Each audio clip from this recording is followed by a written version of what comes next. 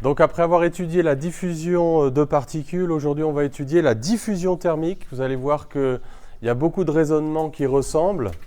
Donc je vais vous présenter un petit peu le problème de base et puis on va voir qu'au fur et à mesure, il va y avoir des raffinements en fait, dans le traitement de ce qu'on veut faire. Donc l'idée de base, c'est que vous avez une barre dont je ne précise pas la longueur, donc orientée par un axe X, donc elle est à symétrie cylindrique. Sa section elle peut être carrée, elle peut être circulaire. C'est un solide, donc typiquement un métal, mais pas obligatoirement. On va voir même que ce qu'on va faire, ça va s'appliquer dans les gaz. À l'instant t égale 0, en x égale 0, on apporte une certaine quantité de chaleur. Et donc le but, en fait, de la diffusion thermique, la conduction thermique, c'est d'étudier le profil en température, donc le long de cette barre. Et on va voir que les raisonnements qu'on va faire, c'est vraiment pratiquement la même chose qu'en diffusion de particules, c'est-à-dire qu'on va faire un bilan d'énergie. Donc ça ne va pas être un bilan de particules, mais ça va être un bilan d'énergie. Et le but pour nous, en fait, c'est de démontrer déjà l'équation de la diffusion. C'est-à-dire que la température, T qui dépend de X et de T, va vérifier cette équation différentielle linéaire aux dérivées partielles. Et donc après, on pourra étudier les solutions. D'ailleurs, les solutions de cette équation, vous voyez que comme c'est la même équation que la diffusion de particules, tout ce qu'on a étudié comme solution pour la diffusion de particules, on pourra les réutiliser pour la diffusion thermique. Vous voyez, donc ça, c'est vraiment bien. Alors, donc l'hypothèse, c'est que la barre est calorifugée sur les côtés. Ça veut dire qu'il n'y a pas de transfert thermique latéraux. Tout à l'heure, on va raffiner, on va introduire des transferts thermiques latéraux. Donc la diffusion thermique, pour dire ce que c'est, on dit aussi la conduction thermique, c'est le fait que si on apporte une certaine quantité d'énergie à l'entrée, ça va provoquer donc la vibration, si on parle d'un cristal, la vibration des atomes autour de leur position d'équilibre, et cette agitation thermique va se propager de proche en proche, et c'est comme ça que, entre guillemets, voilà, l'énergie se propage dans les solides. Alors attention, la conduction thermique, la diffusion thermique, c'est complètement différent de la convection, parce que, contrairement à ce qu'on a vu avec la diffusion de particules, il n'y a pas de déplacement de matière le long de cette barre, c'est juste de l'agitation thermique qui se propage de proche en proche. Donc ça va être une différence fondamentale importante avec la diffusion de particules. Quelques définitions. On avait défini un flux de particules quand on était en diffusion de particules. Donc le flux de particules, c'était un nombre de particules diffusantes par unité de longueur qui traversait une section à l'abscisse X. Ici aussi, on va définir un flux. Mais ce flux, c'est un flux thermique. Alors attention, on l'appelle flux, mais sachez que dans chaque domaine qu'on va étudier, il y aura encore d'autres flux pendant l'année. Il y aura des flux de masse, il y aura des flux d'énergie électromagnétique. Donc à chaque fois, il faut regarder bien la dimension du flux qu'on est en train de traiter. Donc là, le flux, c'est un flux thermique. En fait, c'est une puissance. C'est l'énergie par unité de temps qui traverse une section à l'abscisse X. Donc comme je dis bien, j'insiste bien sur le fait que ce flux thermique n'est pas associé à un déplacement de matière. Ça, c'est la grosse différence avec la diffusion de particules. Donc c'est un flux thermique. Regardez, on met des petits delta. Alors vous savez pourquoi? C'est parce qu'en fait, on n'a pas trop le droit de mettre des dédroits pour le transfert thermique. Donc ça, ce sont les notations habituelles de la thermo. Donc c'est pour ça qu'on met un dédroit. Et ce flux thermique, exactement comme en diffusion de particules, il va être associé donc à un vecteur J courant thermique. Donc c'est sa définition. On pourrait dire une densité surfacique de courant, de flux. Donc on l'appelle courant thermique. Donc on va donner son unité tout de suite. Donc ça, c'est la définition d'un flux. J'ai déjà dit qu'en diffusion de particules, à chaque fois qu'on vous parle de flux, c'est qu'en fait est sous-entendu derrière le flux d'un champ vectoriel. Et ici, le champ vectoriel, c'est ce vecteur J thermique. Alors parfois, on met un petit indice, vous voyez, thermique pour le distinguer du courant de particules. Il n'a pas la même dimension que le vecteur J, courant de particules, mais mathématiquement, vous voyez que ça se présente exactement de la même façon. Donc, le flux thermique, il est en watts, une énergie par unité de temps. Alors parfois dans les énoncés, on vous parlera de puissance ou de puissance thermique. Donc directement, puissance thermique, ça veut dire c'est un flux. Donc c'est en watts. Et le vecteur J thermique, lui, vous voyez qu'il est en watts par mètre carré. Donc, c'est un vecteur courant thermique, on pourrait l'appeler aussi de façon un peu plus sophistiquée, densité surfacique de flux ou de puissance, donc associée à la propagation de la chaleur. Alors vous savez, quand on dit propagation de la chaleur, c'est des mots qu'on n'aime plus trop utiliser, parce que pendant longtemps, justement, on a cru que la diffusion de l'énergie, de l'agitation thermique était associée justement à un flux de matière, et donc on n'aime pas trop, utilisez pas trop le mot chaleur, mais utilisez l'expression transfert thermique. Alors, pour démontrer l'équation de diffusion thermique, parce que c'est ça le cœur du truc, on va faire un raisonnement qui ressemble énormément à ce qu'on a fait en diffusion de particules. Donc, on va isoler mentalement une tranche mésoscopique de solide. Alors, même si on utilise les notations différentielles, vous savez qu'en réalité, ce truc-là, c'est suffisamment petit à l'échelle microscopique, justement, pour être considéré comme très petit, mais c'est suffisamment grand à l'échelle microscopique pour contenir un très grand nombre de molécules, et donc on puisse faire des moyennes, qu'on puisse définir la température de cette tranche. C'est ce qu'on appelle l'hypothèse de l'équilibre thermodynamique local. Ça veut dire simplement, je peux définir la tranche. Vous voyez, si ça tendait rigoureusement vers zéro, ça n'aurait pas de sens de dire qu'on peut définir la température. La température, c'est déjà une notion statistique. Alors, le bilan thermique, c'est le cœur de cette démonstration. On avait un bilan de particules, maintenant on va avoir un bilan thermique. On va avoir un bilan temporel, et on peut dire en quelque sorte un bilan spatial, mais la grosse différence sur laquelle il faut vraiment insister, c'est que ici, on n'a pas affaire à un système ouvert. Quand on avait la diffusion de particules, on avait vraiment des molécules diffusantes qui entraient en X, des molécules diffusantes qui sortaient en X plus dx. Attention, là, même si formellement ça va ressembler, ce n'est pas un système ouvert. On va appliquer le premier principe de la thermodynamique, donc au volume à d taux, donc égal à S dx. Donc S, c'est la section de ce solide, quelle que soit sa forme, rectangulaire ou circulaire. Donc de masse dm est égal à ρ d taux, ρ. Donc il faut qu'on nous donne la masse volumique du solide. Donc a priori c'est une phase condensée, bien que ce qu'on va faire, ça va aussi s'appliquer au gaz. Donc vous pouvez imaginer, on étudiera par exemple le double vitrage. Donc vous savez que le double vitrage, vous avez du verre, vous avez de l'air ou un autre gaz qui est de l'argon qui peut être enfermé, parce qu'il est encore plus isolant, et de l'air. Donc en fait, vous voyez, tant que le gaz est au repos, on peut lui étudier aussi. Donc voilà ce que je fais, mais c'est principalement dans les solides que ça va s'appliquer. Alors, le premier principe, du, on va l'appliquer sous forme différentielle, puisque le volume est élémentaire. Et on va l'appliquer pendant un intervalle de temps dt. Donc là aussi, comme dans les bilans de particules, il y a deux choses qui sont élémentaires. Le volume, pour qu'on puisse considérer que la température est uniforme entre x et x plus dx, et c'est un bilan aussi pendant dt. Donc du, voilà, on l'énonce classiquement, le premier principe, la variation élémentaire d'énergie interne. On pourrait prendre l'enthalpie aussi, parce que vous savez que par exemple que pour les phases condensées, du égale dh. Bon, là vous rencontrerez les deux versions, on va rester avec l'énergie interne, ça va bien.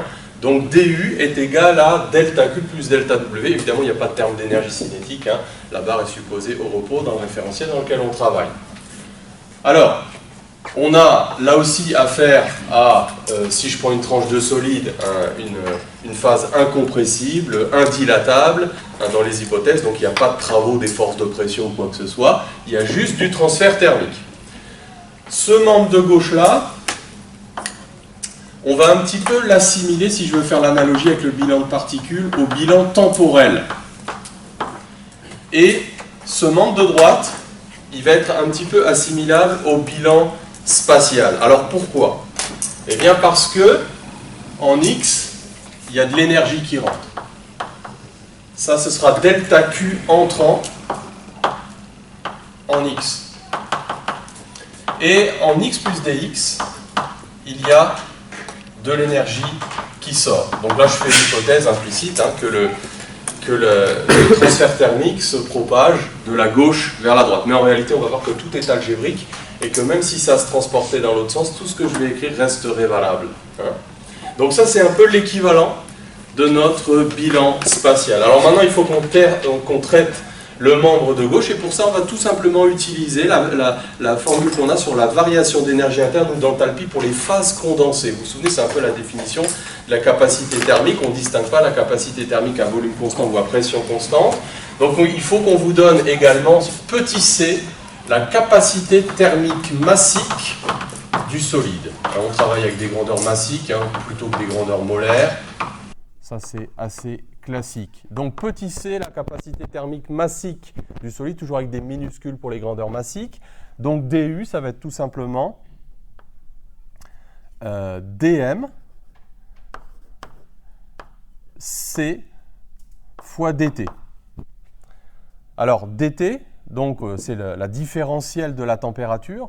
Mais là, quand je disais que c'était en fait l'équivalent d'un bilan temporel, c'est parce qu'en fait, on va regarder U en T plus dt moins U à l'instant T de la tranche. Hein, donc, c'est la variation d'énergie interne.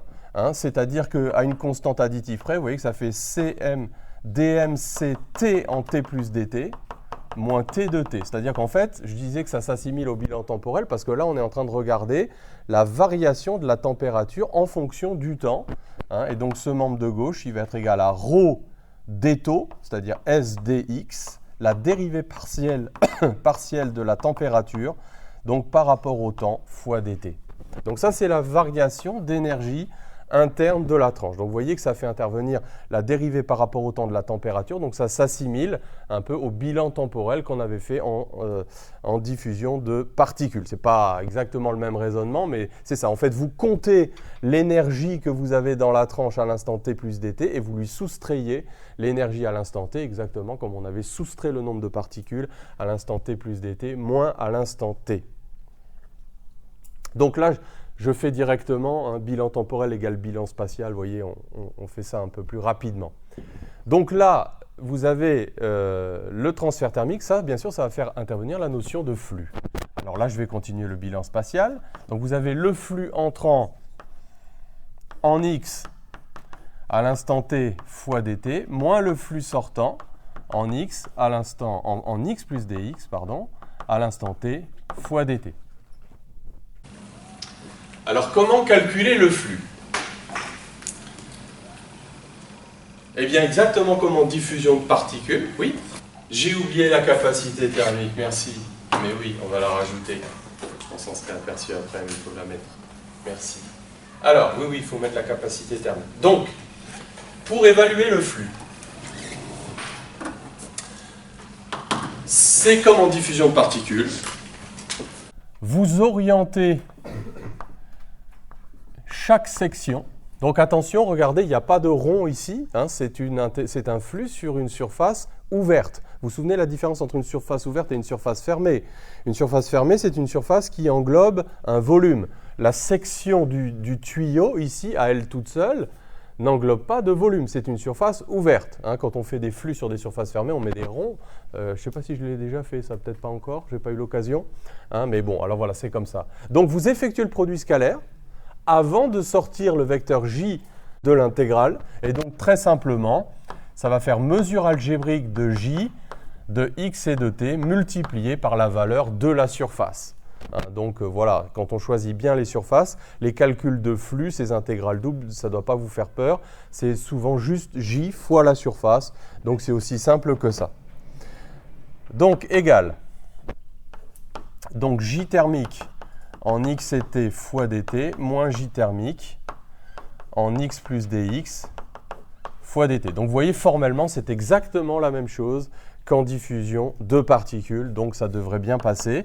Donc on reconnaît moins la dérivée partielle par rapport à x en xt fois dx, et là j'ai oublié la surface, fois s et fois dt. Voilà. Et donc, ces deux membres sont égaux. Alors, il y a des simplifications qu'on peut faire.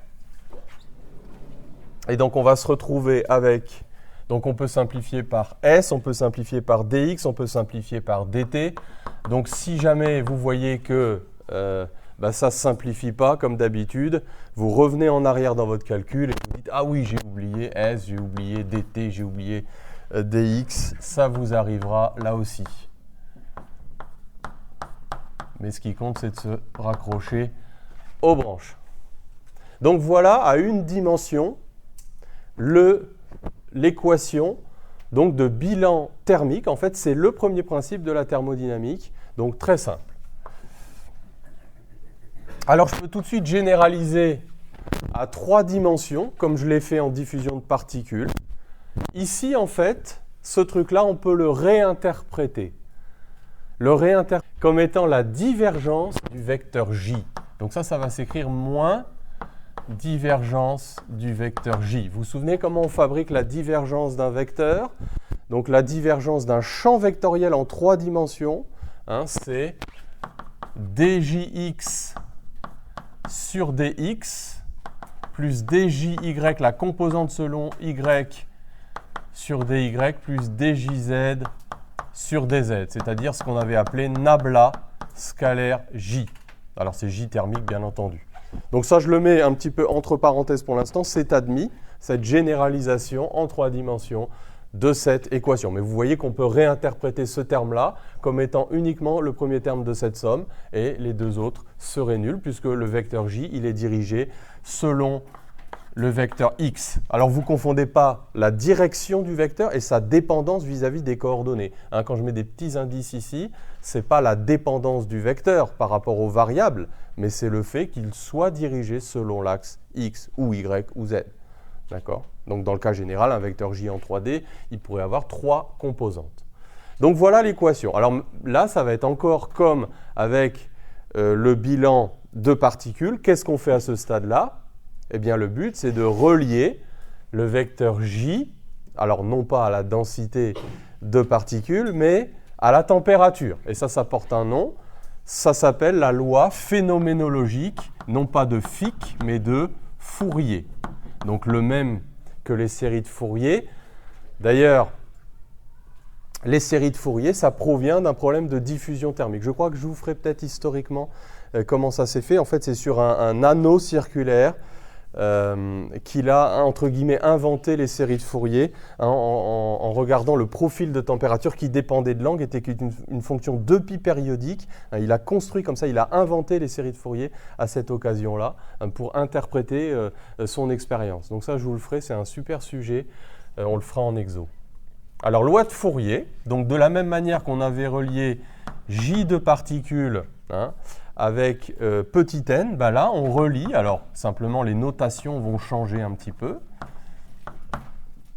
mais la physique est exactement la même, c'est que le vecteur J thermique est relié au gradient de température par une loi de proportionnalité. D'accord? Ça s'appelle la loi de Fourier. Lambda, c'est la conductibilité ou la conductivité thermique. C'est l'analogue du coefficient de diffusion en coefficient de particules. Alors évidemment, il n'a pas la même unité. Est-ce qu'on peut donner l'unité de lambda? Donc, JTH, ça c'est un flux par unité de surface.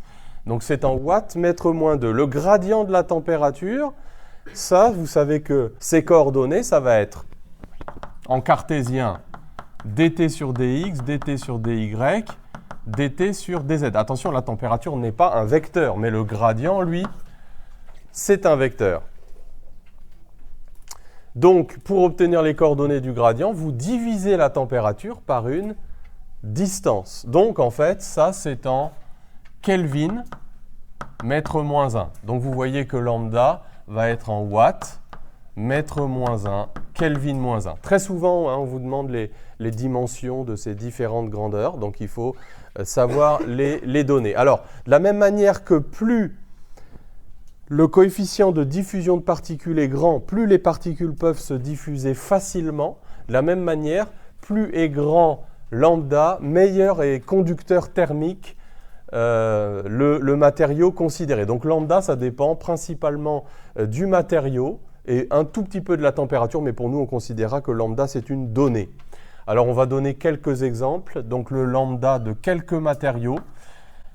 Donc, vous allez voir que quand les matériaux sont bons conducteurs de l'électricité, ils sont aussi bons conducteurs de la chaleur. Quand on étudiera un autre coefficient qui s'appelle la conductibilité électrique un petit peu plus tard, eh bien, on verra que ça varie vraiment dans le même sens. Donc, je vais donner un très bon conducteur, on va prendre plutôt le cuivre, un très bon conducteur de l'électricité, le cuivre, un isolant, le verre, et puis un isolant encore plus fort, c'est l'air. Alors, je mets l'air parce que, bon, ce n'est pas un solide évidemment, mais comme j'ai dit, on peut étudier aussi la propagation lorsque l'air est au repos, la propagation de la chaleur dans l'air. Ce n'est pas pour rien qu'on emprisonne une couche d'air dans du double vitrage, c'est parce que c'est un très bon isolant. Vous allez le voir tout de suite avec la valeur des coefficients lambda. 3 exemples avec des valeurs tout à fait caractéristiques. Donc le cuivre, très bon conducteur de la chaleur et très bon conducteur de l'électricité. Le verre, très mauvais conducteur de l'électricité et moyen aussi pour le transfert thermique. Vous voyez que tout ça va exactement dans le même sens. Alors, quelle est la signification physique de la loi de Fourier? C'est la même que la loi de Fick. Le gradient de la température est orienté des zones de température faible vers les zones de température élevée.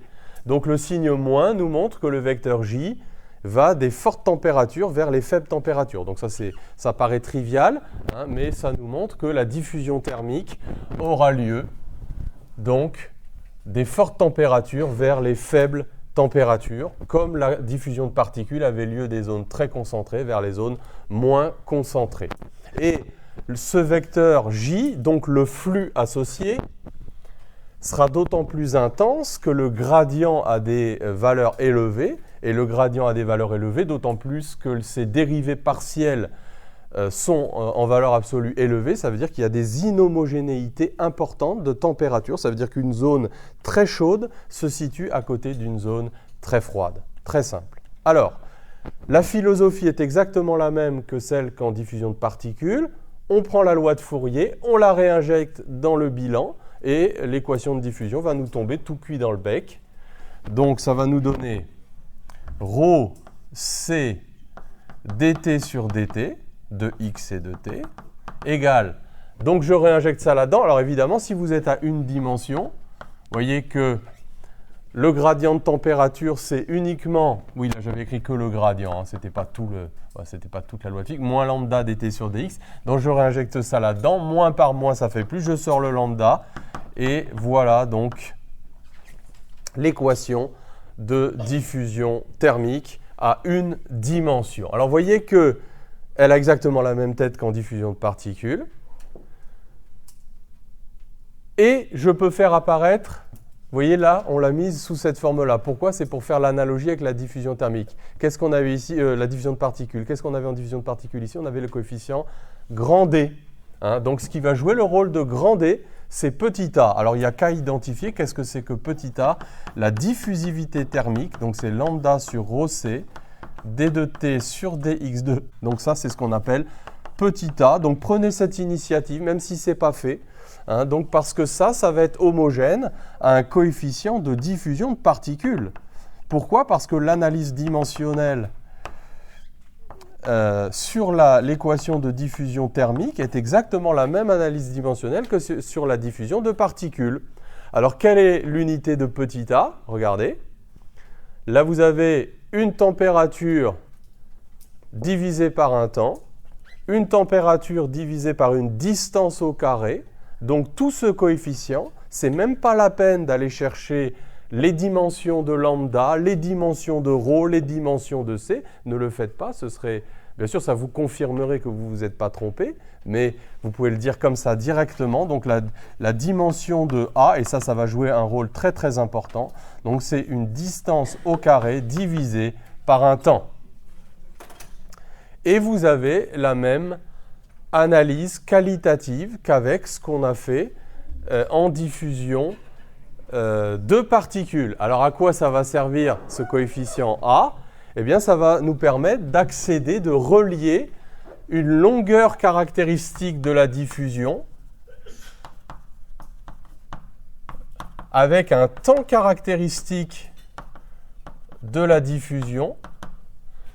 Donc on aura A de l'ordre de grandeur de L carré caractéristique sur taux caractéristique. Donc cette relation très importante, qu'est-ce qu'on peut lui faire dire?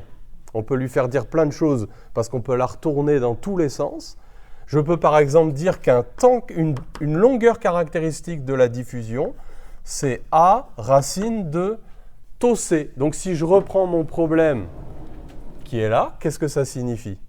Ben, ça signifie par exemple que si je dis qu'à t égale 0, ici on a mis une bouffée de chaleur en x égale 0, je peux me poser la question, au bout d'un temps taux caractéristique, quelle est la longueur caractéristique sur laquelle la diffusion s'est propagée?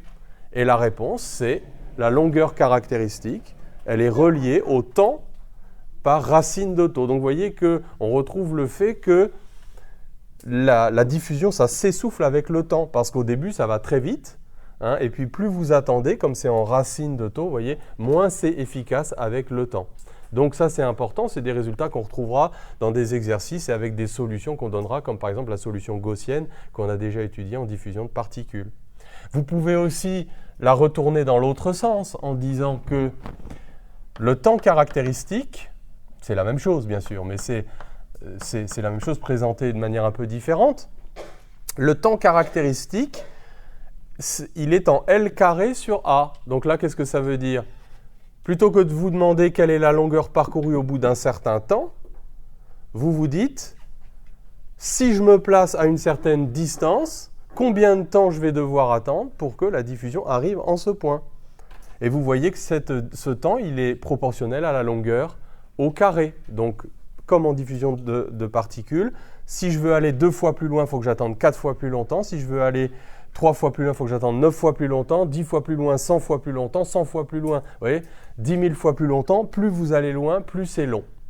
Et donc ça, voilà, c'est tout à fait caractéristique du phénomène de diffusion. Toute la physique de la diffusion, pratiquement, est contenue dans cette relation-là. D'accord? Donc c'est plus que de l'analyse dimensionnelle, c'est vraiment très important.